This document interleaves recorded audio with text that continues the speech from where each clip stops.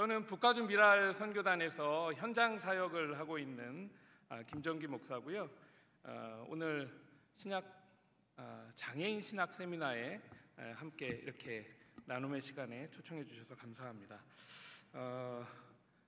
저는 우선은 어제와 오늘의 이야기를 좀 종합해 보면서 우리가 어디로 가고 있나를 한번 확인하면서 나눔의 시작을 좀 하려고 합니다. 여러분, 아침에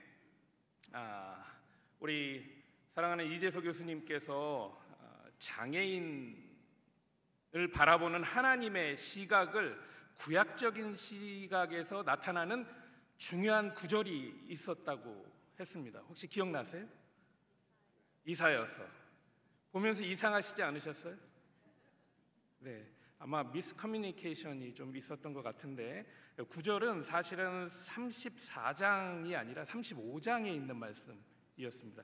35장 5절 6절은 이렇습니다. 그때에 시각장애인의 눈이 밝을 것이며 못 듣는 사람의 귀가 열릴 것이며 그때 저는 자는 사슴같이 뛸 것이며 말 못하는 자의 혀는 노래하리니 이는 광야에서 물이 솟겠고 사막에서 시내가 흐를 것임이니라. 하나님이 장애인을 바라보시는 시각을 표현하는 구약의 구절입니다.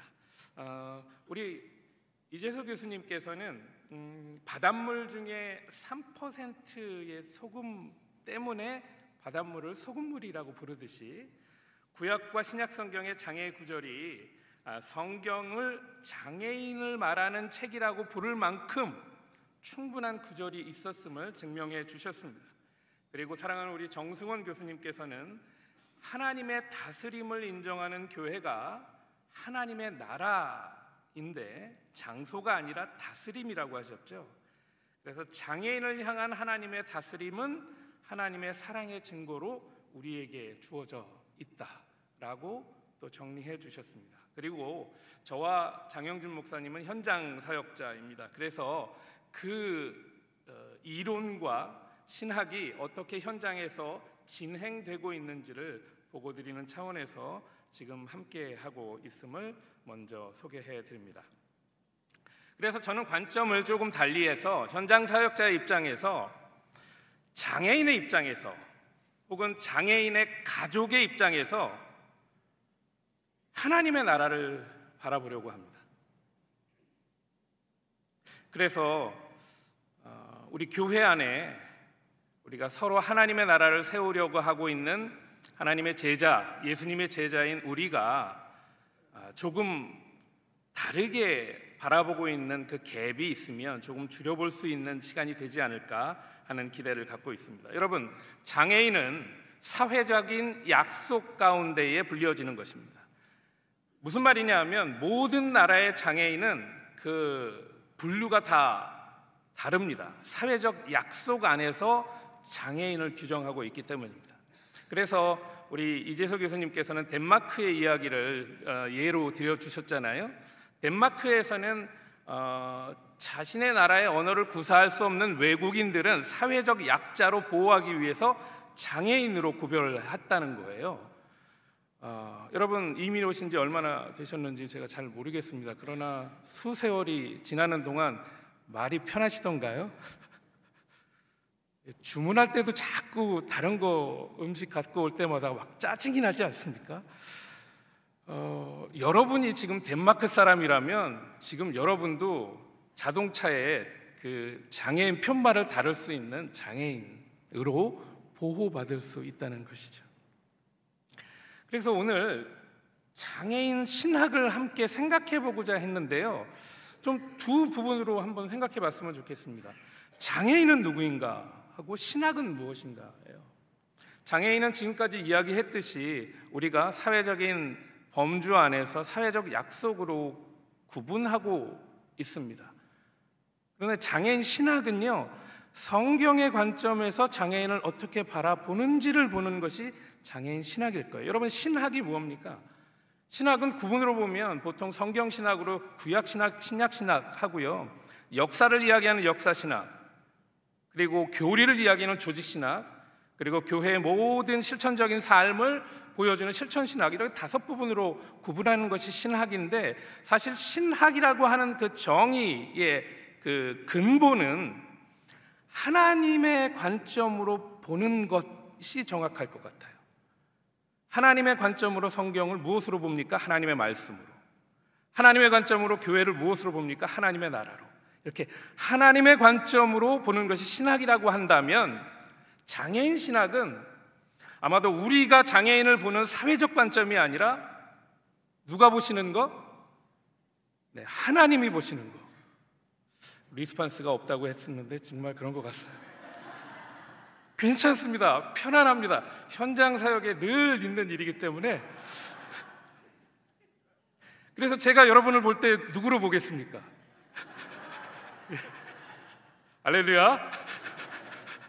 하나님이 장애인을 어떻게 보시느냐를 바라보는 것이 장애인 신학이다라고 출발점을 정했을 때, 아직 우리 신학의 역사 가운데서는 그 출발점이 굉장히 늦다라는 것을 우리는 알 수 있습니다. 신학의 시작은 변증으로 시작합니다. 변증이라 함은 변호하고 설명하는 거예요.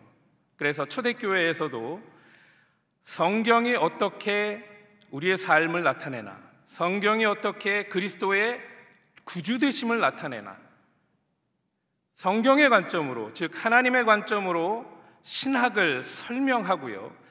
또 한 가지의 신학의 과정은 이단의 공격에 있어서 그것을 방어하는데, 변호하는데 우리가 하나하나의 신학을 켜켜이 쌓아 올린 것이 신학입니다.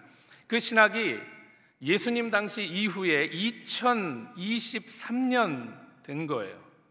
그런데 2023년까지 오면서 처음부터 시작된 것이 있었고, 지금 1900 몇 년 이후에 시작된 신학이 있더라 하는 것입니다. 아직 완성되지 않은 신학, 그 가운데 장애인 신학이 있습니다. 제가 처음 이재석 교수님을 만났을 때 1997년에 저 동일한 앳된 모습으로 저희 교정의 교수님으로 오셨습니다. 사모님의 팔짱을 끼시고, 저는 그 연인이 올라오시는 줄 알았어요. 그런데 앞을 못 보시다는 것을 그때 처음 들었습니다. 그래서 호기심 반, 그리고 교회가 앞으로 해야 할 사역 가운데 장애인 사역이 아직 미개척 분야다라고 생각해서 수업을 선택해서 들었는데, 장애 정책론이라는 굉장히 건조하고, 그런데 교수님께서 얼마나 설명을 여러분이 경험했듯이, 어떻게 경험하셨는지 모르겠어요.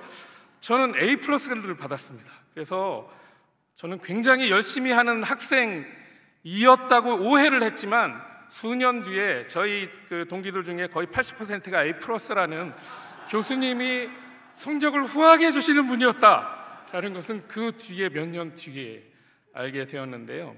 그때만 하더라도 아직은 시작되지 않은 장애인 신학의 부분이 있었습니다.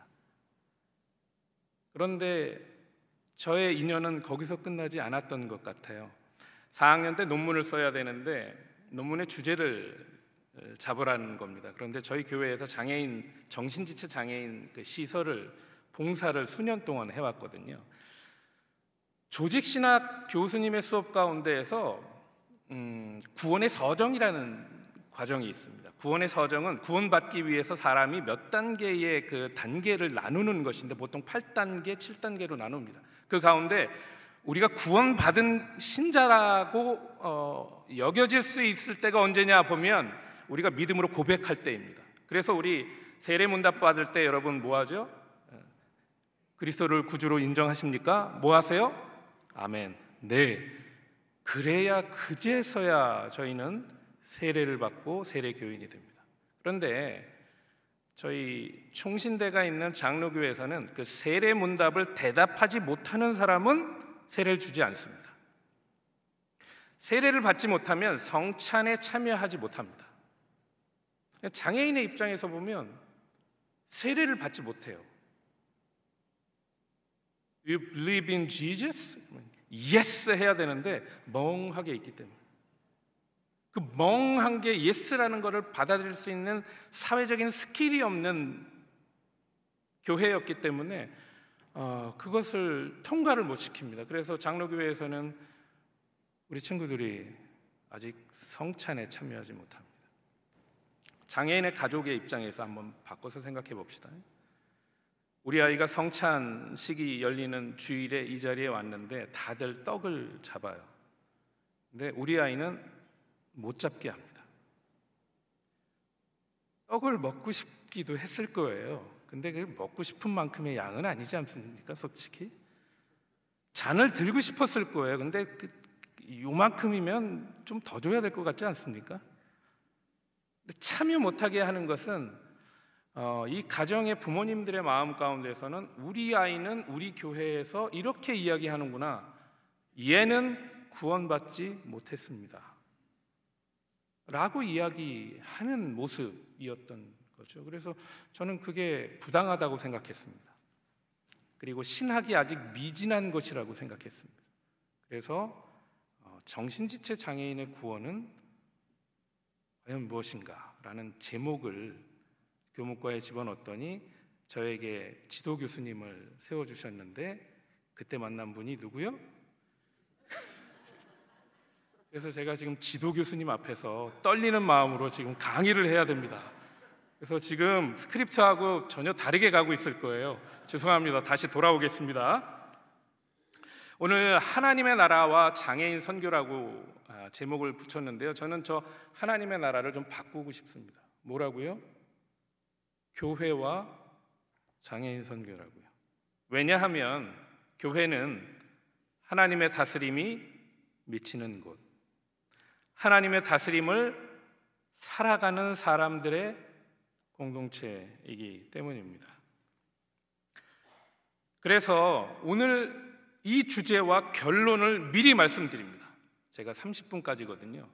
결론을 미리 마침으로써 저는 언제든지 끝낼 수 있는 용기를 갖고 시작하겠습니다.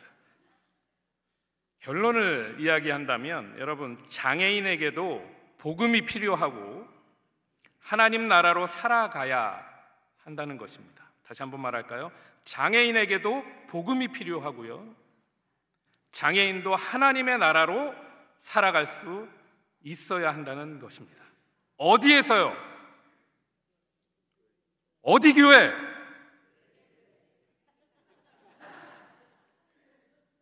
목사님 들으셨죠? 믿음대로 될 줄로 믿습니다. 주일학교에서 성경을 배우는 어린아이 하나가 집에 와서 아빠한테 이런 질문을 했습니다. 아빠, 천국이 뭐야? 이게 한창 이게 뭐야 저게 뭐야 막 물어볼 때가 있잖아요. 가끔 짜증나기도 하는데, 근데 아빠 입장에서는 이제 얘가 신앙을 배우기 시작했구나, 교회에 계속 놀러만 다니더니 이제 신앙을 배우네? 그래서 어떻게 해서든 이 첫 신앙의 언어 천국을 아빠가 잘 설명해 주고 싶었습니다. 여러분, 여러분이 아빠라면 천국을 어떻게 설명해 주고 싶습니까? 천국. 네, 저한테 대답하지 마세요. 여러분 마음속에 갖고 계세요. 이 아빠는 한참을 고민하다가 이렇게 이야기했습니다. 천국은 우리 집 같은 것이 천국이야. 여러분, 옆에 분 한번 바라보시면서 한번 저를 따라해 주세요. 우리 집은 천국이에요.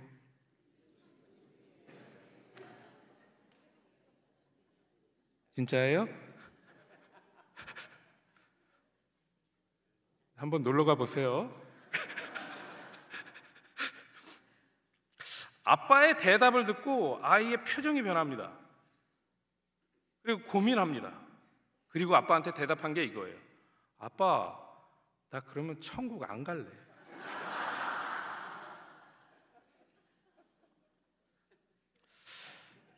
우리 아이가 보는 우리 가정은 여러분 어떠한 곳입니까? 천국이요, 이거 우리 어렸을 때부터 바라던 우리가 돌아갈 본향의 이름을 천국이라고 불렀어요. 근데 천국은 정확한 말은 아니에요. 하나님 나라가 정확한 말입니다. 같은 말이지만 다른 말이죠. 네. 천국 그러면 우리는 그냥 하늘 보고 얘기하잖아요. 근데 영어에서도 하늘이란 표현이 두 가지 있어요. 밖에 나가서 위에 보면 하늘 할 때 sky라고 부르죠. 그리고 또 하늘이 뭐가 있죠? heaven.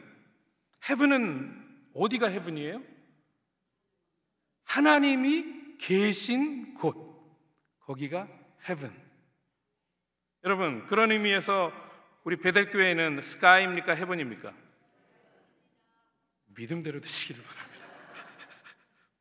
예수님께서 이 땅에 오셔서 공생애를 시작하실 때의 첫 번째 외침을 복음서에서 기록했는데, 마가복음 1장 15절은 이렇게 기록합니다. 때가 찼고 하나님 나라가 가까웠으니 회개하고 복음을 믿어라. 너무나 유명한 말이죠. 예수님이 나타나시기 전에 이미 이 말을 유대인의 마음을 사로잡은 큰 선지자가 한 명 있었어요. 이 말을 외치면서. 누구였죠? 세례 요한. 세례 요한도 회개하라는 외쳤어요.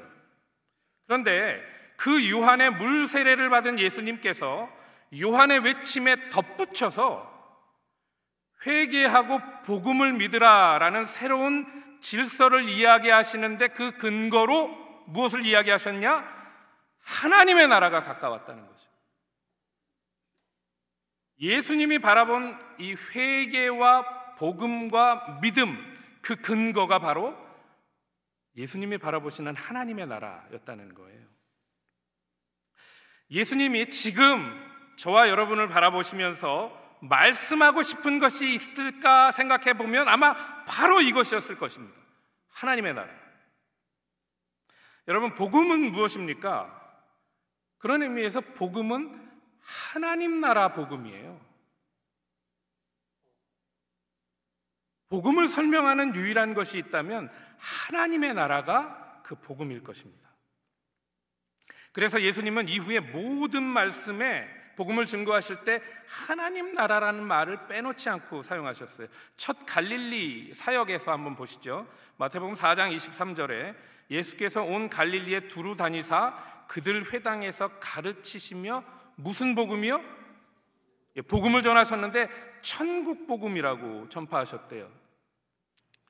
이게 유앙겔리온 투 그 바실레이아인데 그 나라의 복음이었거든요. 근데 이것을 누가복음에서는 조금 더 풀이해서 설명해 줍니다. 누가복음 4장 43절 44절 내용에 내가 다른 동네에서도 무슨 나라의 복음이요? 하나님 나라의 복음이라고. 누가는 이방인이었기 때문에 아마 마태보다는 훨씬 더 설명을 좀 자세하게 할 수 있는 가능성이 더 큽니다. 그래서 하나님 나라의 복음을 전해야 하리니라고 예수님께서 말씀하셨다 기록하고 있습니다. 다른 동네에서는 어땠을까요?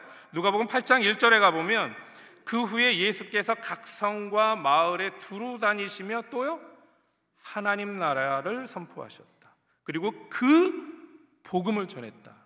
여러분, 복음의 정체요 하나님의 나라라는 것이죠. 하나님 나라가 그동안에 유대인들의 삶을 얽매였던 율법의 때를 종결하고 새로운 은혜의 시대를 열 때에도 하나님의 나라를 이야기하셨어요. 누가복음 16장인데 율법과 선지자는 요한의 때까지요, 그 후부터는 하나님 나라 복음이 전파된다 말씀하셨다는 것이죠. 예수님이 돌아다니시면서 복음을 전하실 때 다 하나님 나라 복음을 전하셨어요. 부활하신 이후에는 바뀌었을까요? 부활하신 이후의 기록에 사도행전 1장 3절에 보면 그가 고난받으신 후에 또한 그들에게 확실한 많은 증거로 친히 살아내심을 나타내사 40일 동안 그들에 보이시며 어느 나라요? 하나님 나라의 일을 말씀하셨다. 우리는 예수 그리스도를 구주로 믿습니다.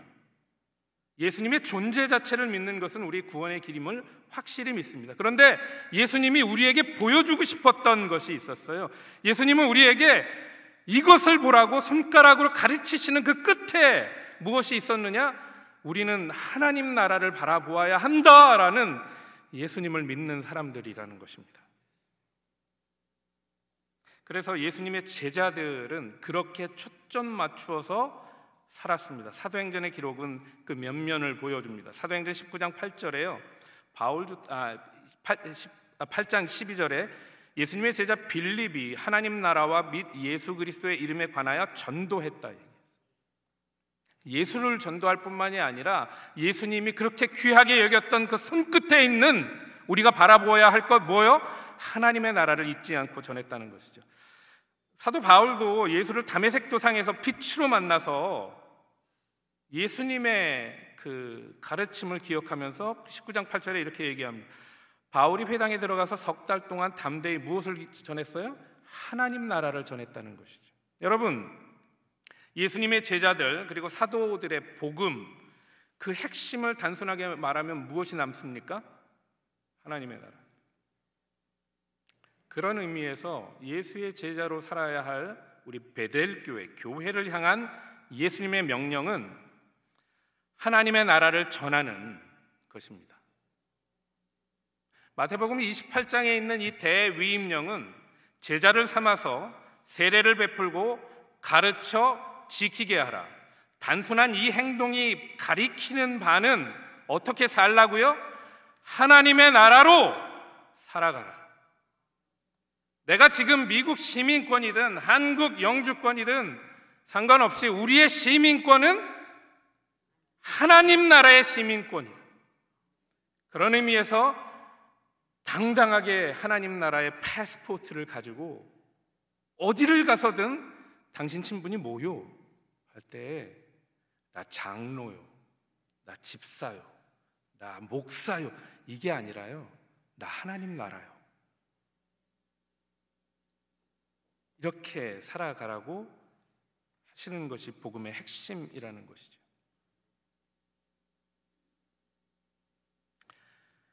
그런 제자들이 어떻게 살았는지 한 일면만 보여드리죠. 예수님의 당대의 그 유대 역사가였던 요세푸스의 기록을 보면 12제자가 하나님 나라를 전하면서 그들의 인생을 어떻게 살았는지를 기록하고 있습니다. 그들은 모두 순교의 길로, 고난의 길로 하나님의 나라를 살았다는 것이죠. 베드로는 로마에서, 안드레는 헬라에서, 야고보는 예루살렘에서, 요한은 쓸쓸한 밤모섬 감옥에서 죽지 않고 100여 년을 살아가면서 마지막 예수의 증거자로 살았고, 마태와 시몬, 다데오는 이디오피아에서 순교했고, 바돌로메는 알메니아에서, 도마는 인도에서, 다데오는 파세에서, 빌립은 소아시아에서, 그들은 모두 자기 친척 아비집을 떠나서 하나님 나라를 살기 위해서 복음을 증거하며 순교의 길을 걸었다는 것이죠. 편안한 길이, 안락한 길이, 그리고 화려한 길이, 그리고 좋은 길이 하나님 나라이기보다는 복음 때문에 고난을 받고 하나님 나라를 살기 위한 모범으로 예수 그리스도를 증거하며 나를 희생해서 복음을 증거하는 삶이 예수의 제자들의 삶이었다는 것이죠. 그래서 우리는 제자도에 관심이 있습니다. 예수님의 제자들의 제자를 2대 제자, 교부라고 불렀어요. 그 일대 교부인 터툴리안은 일대 제자, 자기의 스승이죠. 그 자기의 스승인 사도들의 죽음을 해석하면서 순교자의 피는 교회의 씨앗이다라는 말을 남겼습니다. 교회는 어디에서 발생합니까? 씨앗에서 터 나오는데 순교자의 피 가운데 나타난다.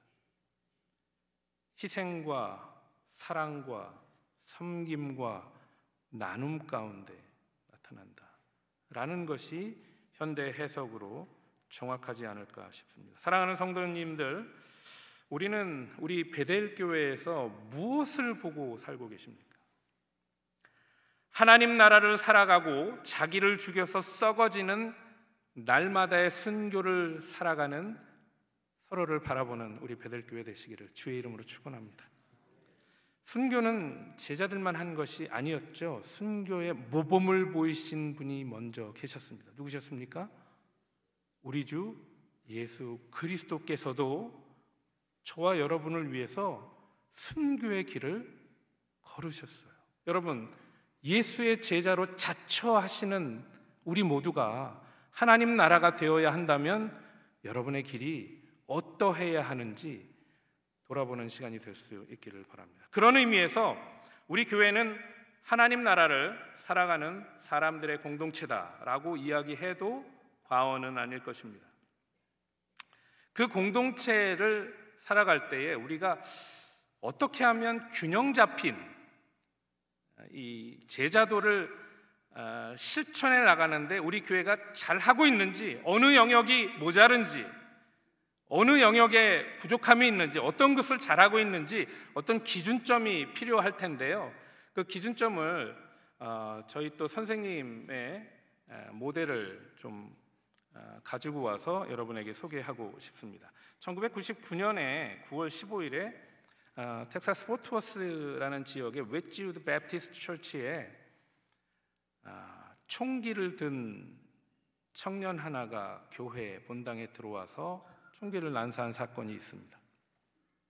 7명의 유스 청년 아이들이 그날 현장에서 즉사했습니다. 모든 교인들은 충격에 휩싸였고요. 그 다음 주에 담임 목사님을 비롯한 모든 교인이 함께 모여서 과연 이 일을 하나님이 우리에게 허락하신 이유와 앞으로 우리의 삶에 어떻게 적용해야 할까를 고민한 경험이 있습니다. 그 가운데 교회는 크고 좋은 모든 프로그램들을 다 중단하고 모든 교회 프로그램을 패밀리 미니스트리,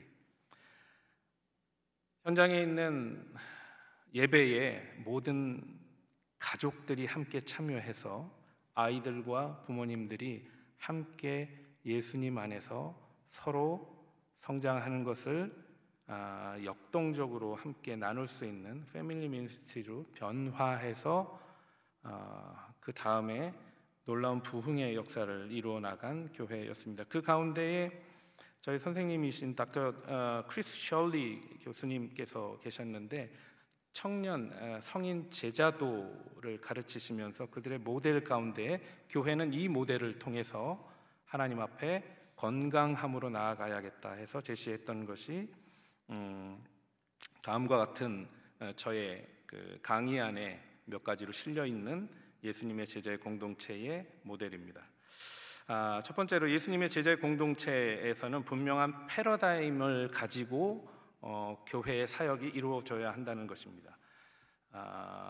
요한복음에 있는 이야기 가운데에서 그 패러다임을 끌어오셨는데요. 정리해보자면 시간이 짧기 때문에 이렇습니다. 첫 번째는 내가 living Jesus, 예수로 살아가야 한다는 것입니다. 말씀을 듣고 실천하는 삶으로 살아가야 한다는 것이죠.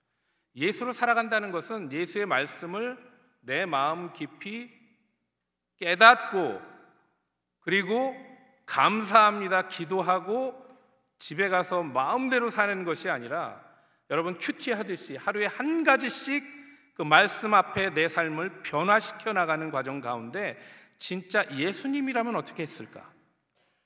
내가 예수라면 감히 그런 말은 못하겠죠. 그런데 예수님을 쫓는 제자라면 내가 오늘 어떻게 해야 하는가를 변화해가는 삶을 작정하면서 살아가야 한다는 것이고요. 그 가운데 나타나야 하는 것이 두 번째는 서로 사랑함의 증거를 나타내자. 서로 사랑하는 것입니다.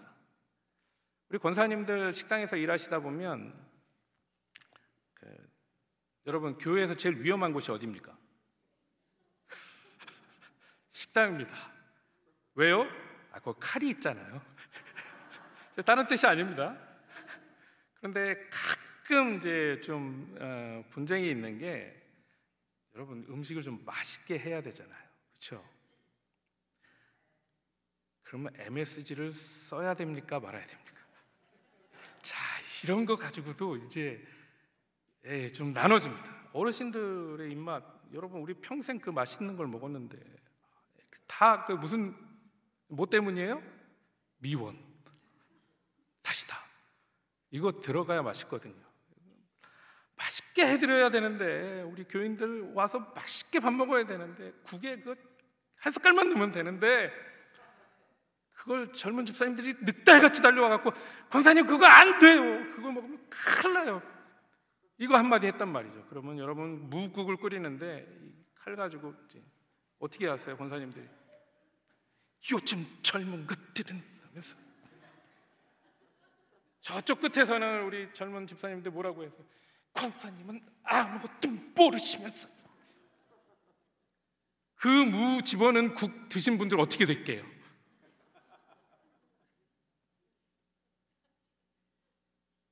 서로 사랑한다는 것은 여러분 아마도 내가 포기하는 것이 많을 겁니다. 여러분 자녀 사랑하시잖아요. 자녀들이 마음대로 됩니까? 아마 10중 8구 여러분이 포기하게 될 거예요. 그런데 끝내 뒤에 가보면 그게 잘된 것이다 라는 것을 깨닫게 될 겁니다. 이렇게 얘기하면 부모님들이 힘들어 하시더라고요. 자녀분들, 여러분이 아무리 옳다고 얘기해도 부모님 말씀에 순종하라는 하나님의 말씀입니다. 순종해 보면 여러분이 생각한 것 이상의 축복을 누가 주세요? 하나님께 주세요. 공평하죠? 서로 사랑하는 것. 그래서 사랑을 줄 때도 잘해야 되고 받을 때도 잘해야 돼요. 우리 마음 좋은 그리스도인들은 주는 거 너무 잘해요. 그냥 다 주려고 해요. 근데 권사님 요거 하나 같이 나눠요. 그러면 받는 거 정말 못하세요. 받아주세요. 즐겁게 받아주세요. 저는 누가 주면 즐겁게 받습니다. 그리고 저도 즐겁게 줍니다. 서로 사랑하기 위해서 제 마음에 결심한 거예요. 내가 주는 거가 기쁜 것처럼 상대방이 나한테 줄 때도 기쁘겠구나 라고 생각하니까 그게 가능하더라고요. 서로 사랑하는 가운데 그 패러다임이 예수의 제자로, 예수로 살아가는 삶이고, 그 서로 사랑하는 게 마지막으로 그 패러다임의 세 번째는 하나님 나라를 위한 섬김에 사용되어야 한다는 것이죠. 내 유익이 아니라 하나님 나라의 섬김에 사용해야 됩니다. 그래서 나의 삶의 모든 것 가운데 여러분 한번 찾아보세요. 내가 나를 위해서 사용하는 부분 이외에 우리 교회를 위해서, 하나님의 나라를 위해서 쓰는 시간, 쓰는 재정, 쓰는 노력, 이게 분명히 있어야 한다는 것이죠. 서로 섬기는 자들의 모임이 교회입니다. 죄송하지만 교회에 와서 받기만 하시는 분들, 여러분 아직 그리스도인의 삶이 아닙니다. 교회에 와서 섬기는 자들이 그리스도인이에요. 그래서 교회가 좋은 거예요. 그래서 교회가 하나님의 나라인 거예요. 그 좋은 것을 받기만 하는 것은 초신자일 때는 여러분 마음껏 받으세요. 그런데 하나님의 사랑을 깨달으면 달라집니다. 섬기고 싶어져요. 이 패러다임을 가지고 어떻게 균형을 잡아야 하느냐, 그 실천의 영역이 있어요. 실행의 영역은 그것을 가지고 우리가 전도할 때, 교육할 때, 친교할 때, 사역할 때, 예배할 때, 이 교회의 건강한 5가지의 기둥이 온전히 그 패러다임 가운데 살아있느냐를 확인해 보는 거죠. 온전한 예배를 통해서 우리는 주님을 모실 수 있습니다. 온전한 사역을 통해서 우리는 순교의 길로 갈 수 있는 기회를 얻을 수 있어요. 온전한 친교를 통해서 천국의 위로를 받을 수 있습니다.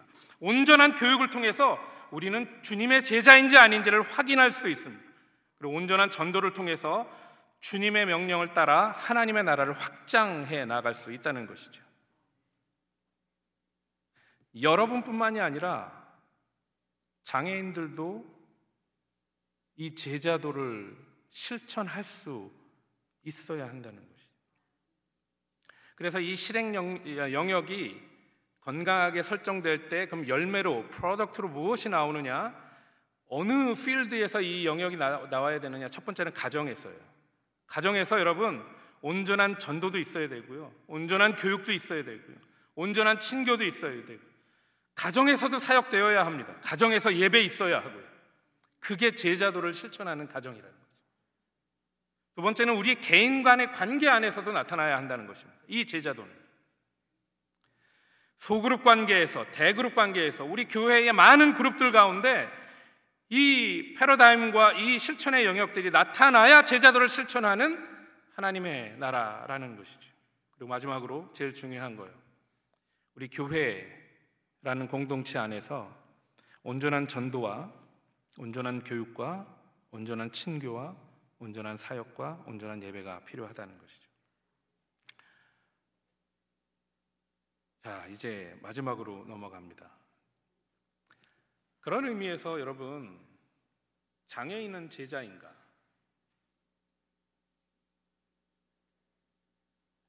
장애인은 하나님의 자녀인가? 라는 물음으로 대신할 수 있을 것 같습니다. 여러분, 장애인은 하나님의 자녀인가요? 30년 전에 제 논문을 쓸 때는 우리 신학 안에서는 장애인을 성찬에 참여하지 못하게 하는 것으로서 장애인은 구원받지 못했다라는 인식을 받게 하는 일이 있었습니다. 지금은 많이 달라졌어요. 장애인 신학을 시작했던 우리 이재서 교수님의 많은 논문과 투쟁 때문이 아닌가 하는 감사의 마음이 늘 있습니다.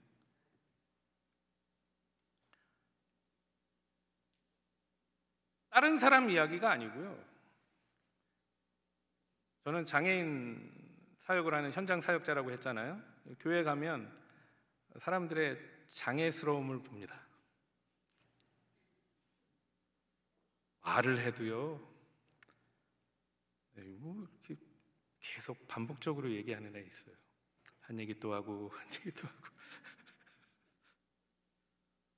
한 얘기 또 하고 한 얘기 또 하고. 지금 웃는 분들의 남편분들이 아마 그럴 거예요. 그리고 남들이 보지 못하는 것을 보는 분들이 계세요. 특이한 것만 바라보는 분들이 있어요. 제가 어느 교회 이제 집회를 갔을 때 이제 다들 은혜 받으신 것 같은데 한 분만 표정이 안 좋으세요. 그래서 제가 또 그게 눈에 보이잖아요. 다 보여요. 이렇게 보면. 그래서 넌지시 이제 예배 마치고 끝에 가서 한번 여쭤봤어요. 권사님 오늘 뭐 힘드세요? 그랬더니 내가 이런 말은 안 하려고 했는데 오늘 목사님 넥타이 색깔이 마음에 안 들어요. 넥타이 색깔 때문에 하나님 은혜 못 받으면 안 되잖아요. 그래서 어떤 색깔 좋아하세요? 그 다음 주에는 이거 바꿔서 갔다니까요. 괜찮아요. 그런데 아까 우리 신학적인 영역 안에서 우리 장애를 질병과 같이 혼합되긴 했는데, 여러분, 질병은 치료 가능한 것이 질병이죠. 치료하지 못하는 질병도 있지만 앞으로 노력해서 치료 가능한 것을 질병의 영역으로 둔다면 장애는 치료하지 못하는 영역으로 보는 것이 조금 큰 의미에서 맞는 것 같습니다. 제가 어렸을 때 움직이지 않으면 생각을 못하는 사람이었어요. 그래서 그 교육학 영역 안에서는 티칭 스타일이 아니라 러닝 스타일로 바라보면요, 포맷으로 4가지로 구분하는데요. 생각을 해야 움직이는 사람이 있어요. 여러분도 한번 보세요. 나는 생각을 하고 정리해야 활동을 할 수 있어. 그런 분들은 이미 뇌 활동이 훨씬 더 그 러닝에 효과적인 분들이에요. 그래서 뇌 활동을 해야 행동을 할 수 있는 분들. 정반대 끝은 활동을 해야 뇌 자극이 돼서 러닝이 되는 분들이 계세요. 근데 이 양쪽 끝을 보면 잘못된 게 아닙니다. 사람이 그렇게 돼 있어요. 그래서 교재를 만들 때에 이 4가지 영역을 한 번씩 다 터치해 줍니다. 왜냐하면 우리 교인에 어떤 분이 이 지적 영역이 강한지 어떤 분이 활동적인 영역인지 구별을 아주 못하잖아요. 그래서 한 번씩 터치할 수 있도록 교재는 영역을 구분해서 이야기합니다. 저는 어디예요? 다리 떨고서 공부한다는 애 봉나라 간다고 뒤에서 등치고 그러시지 마세요. 걔 지금 공부하고 있는데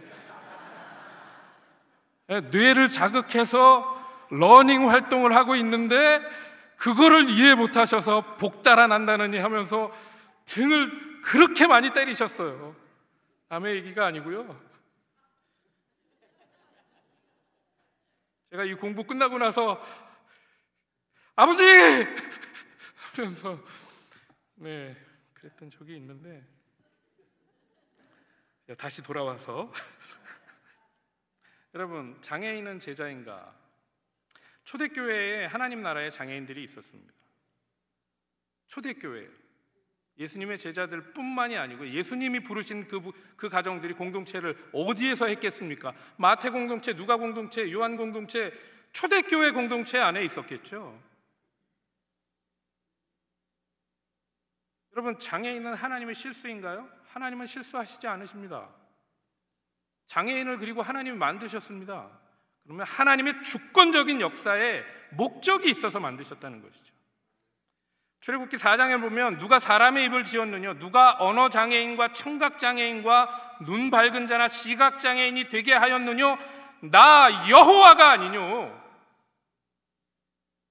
하나님이 만드신 분들이라는 거죠. 구원의 공동체에 늘 함께 있었던 분들도 장애인이었습니다. 예레미야 31장에 가보면 포로기 이후에 돌아온 분들의 그 남은 자라는 표현을 하는 이 구속사적인 언어인데, 남은 자는 하나님의 구원받을 자들을 이야기해요. 그런데 여호와여 주의 백성 이스라엘의 남은 자를 구원하소서 이야기하면서, 보라 나는 그들을 북쪽 땅에서 인도하며 땅끝에서부터 모으리라. 그들 중에는 시각장애인과 지체장애인과 잉태한 여인과 해산하는 여인이 함께 있다. 장애인을 빼놓지 않고 남은 자, 구원받는 자의 무리에 두신 것이 구약 성경의 하나님의 모습이셨습니다. 그런 의미에서 여러분, 건강한 교회 다섯 번째, 장애인과 함께 갈 수 있는가? 여러분, 말씀대로 가면 갈 수 있습니다. 몇 년 동안 제가 제일 친한 친구 중에 하나는 자폐장애를 갖고 있는 준영이었습니다. 어느 날 준영이가 저한테 선물을 줍니다. 그림 한번 볼까요? 그림을 그려서 저한테 주는데, 그 다음이요, 저걸 그렸습니다. 언어 능력이 없는 친구라서 자기가 좋아하는 목사님한테 이거 뭔가를 보여주고 싶은데 얘가 뭐를 얘기하는 거지? 한참을 바라봤습니다. 그리고 저는 준영이의 뜻을 발견할 수 있었습니다. 그래서 저렇게 웃고 있는 거예요. 여러분, 무엇이 보입니까? 준영이는 자기가 좋아하는 목사님께 뭘 보여주고 싶었던 걸까요? 준영이는 저에게 자기가 좋아했던 스파이더맨을 보여주고 싶었던 거예요. 이제 보이시죠? 보이시죠? 이게 도노 된다니까요. 이게 도노, 뻥 뚫린다니까요. 이해하면 사랑할 수 있더라고요. 이해하면 사랑할 수 있어요.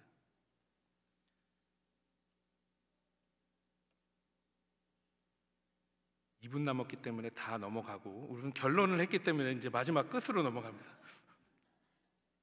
우리 교회에 사랑부가 있어요. 여러분, 사랑부가 있는 거 굉장히 감사한 일입니다. 2부, 3부 예배에 40명이 있어요.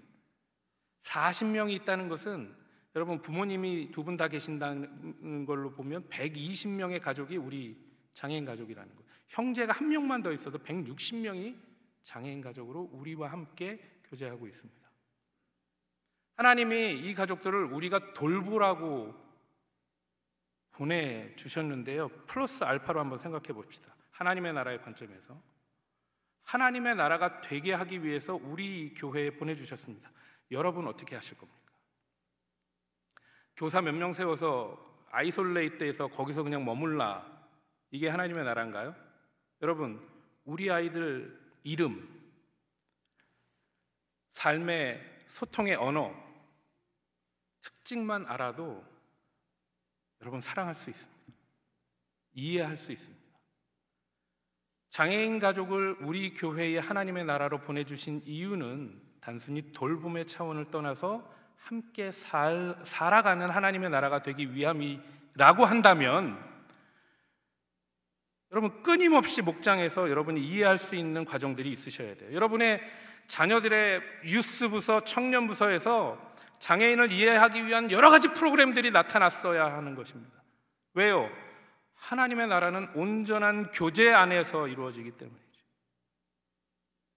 내가 이 아이를 알지 못하는데 어떻게 사랑합니까? 사랑하지 못하는데 어떻게 온전한 교제를 이루고 있습니까? 사랑하는 우리 베델교회 성도 여러분, 우리에게 아직 미진한 부분들이 있습니다. 그것은 무엇이냐 하면 서로 사랑하는 것입니다. 이 사랑한다는 것은 장애인뿐만은 아닐 거예요. 우리 교회가 너무 크기 때문에 목장 식구 안에서만 이 관계성이 점점 두꺼워지지만 사실 다른 분들은 주일에 그냥 인사만 하고 지나가는 많은 분들 가운데 우리가 온전한 교제라고 부르기에는 쉽지 않은 상황일 거라고 합니다. 그럼에도 불구하고 여러분에게 도전하는 것은 하나님께서 우리 교회에 160여 명의 장애인 가족들을 보내주셨고 그들이 어려움 가운데 하나님의 나라가 되기 위해서 우리와 함께 하고 있음을 기억해 주시고 오늘 하나님의 나라의 이 장애인 선교가 우리 베들교회 한 분 한 분의 변화와 헌신을 통해서 하나님 앞에 아름답게 드려지는 귀한 일들이 있기를 기도하겠습니다. 감사합니다.